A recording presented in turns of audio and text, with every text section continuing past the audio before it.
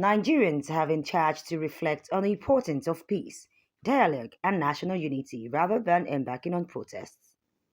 President Women of Peace, Security, and Social Inclusion Initiative, wife of the late MKO, Tinu Alade Abiola, gave the charge as the sensitization program on effects of protests on nation's peace and economy in Abuja today. She urged citizens to reject violence and embrace constructive engagement as paths towards resolving conflicts and achieving all youth's collective aspirations. Ms. Abiola advised everyone to bridge their differences through dialogue and seek common ground that allows the Nigerians to move forward as a united people and nation. Other speakers at the sensitization program also appealed with the youth to give President Bola Ahmed Tinubu space and time to direct and coordinate all the challenges being faced in the country.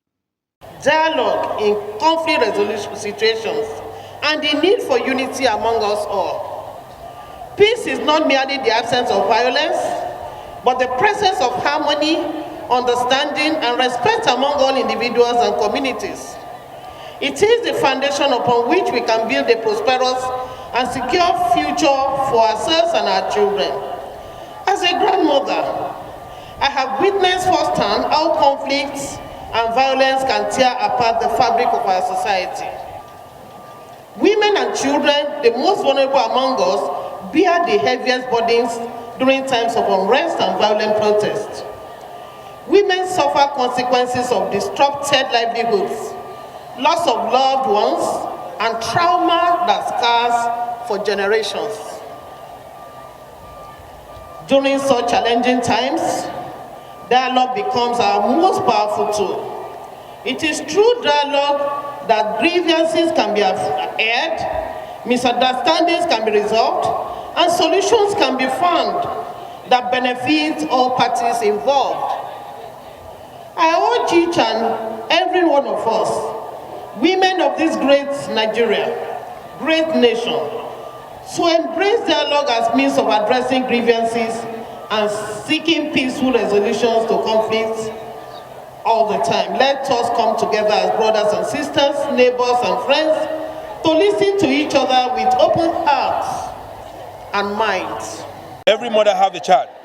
So when you have a child, mother play more role, vital role in the life of the child than even the man. So that is why it's better for the mothers to be engaged in this dialogue, because their message gets quickly to their children than the father. Simple message is that they should keep their sword and less dialogue. Nigeria is not, they don't have that strength for this kind of confusion. If you want to protest, we are not saying it's not legal for you to protest, but it's not yet now. The president just barely signed the minimum wage. Then the local government autonomy was just barely given. The presidency is not a magician. There are procedures, so they should just allow and send some delegate some men to dialogue with the presidency. That is all we are after. We just need a dialogue. A country that has potential cannot go into war, cannot go into protesting, cannot go into crisis where hoodlums will hijack the procedures. So we are just begging them. That is why we are using the mothers to appeal to Nigerians that these are mothers who went through the pain for 9 months to bear their children, taking care of children, growing up to this kind of level as me. Then you want to go into protest on what ground? So they should keep their sword and let's dialogue with the presidency. That is just the basic. Women disproportionately take the problem. A few years ago, the International Office of Migration and then the Humanitarian Institute showed that 60% of all the people displaced in the Northeast and in the Northwest due to insurrection and banditry, 60% of them were women and girls.